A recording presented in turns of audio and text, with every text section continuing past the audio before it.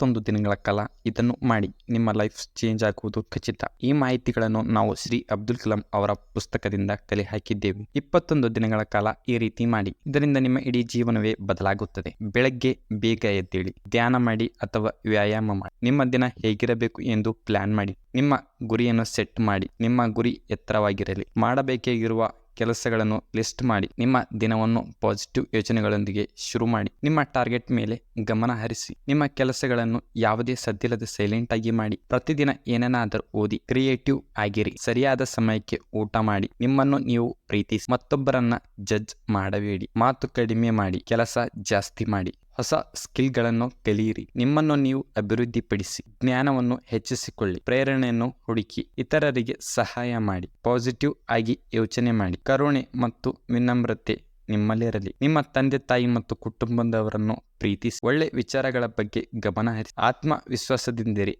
ನಿಮ್ಮಲ್ಲಿ ಧೈರ್ಯವಿರಲಿ. ನೆಗೆಟಿವಿಟಿಯನ್ನು ನಿರ್ಲಕ್ಷಿಸಿ. ಹೊಸದಾಗಿ ಯೋಚನೆ ಮಾಡಿ. ಪ್ರೊಡಕ್ಟಿವ್ ಆಗಿರಿ. ಹೆಚ್ಚಿನ ಕೆಲಸ ಮಾಡಿ. ಬುದ್ಧಿವಂತಿಕೆಯಿಂದ ಹಣವನ್ನು ಖರ್ಚು ಮಾಡಿ. ನಿಮ್ಮಲ್ಲಿ ಮಹತ್ವಾಕಾಂಕ್ಷೆ ಇರಲಿ. ಕೊನೆಯದಾಗಿ ಈ ಒಂದು ವಿಚಾರವನ್ನು ನಿಮಗೆ ನೀವೇ ಹೇಳಿಕೊಳ್ಳಿ. ನನ್ನಿಂದ ಇದು ಸಾಧ್ಯವಾಗುತ್ತದೆ. ನಾನು ಇದನ್ನು ಮಾಡುತ್ತೇನೆ. ಇದು ನನ್ನ ದಿನ. ನನ್ನನ್ನು ಯಾರೂ ತಡೆಯಲು ಆಗುವುದಿಲ್ಲ. I can do it and I will do it. It's my day.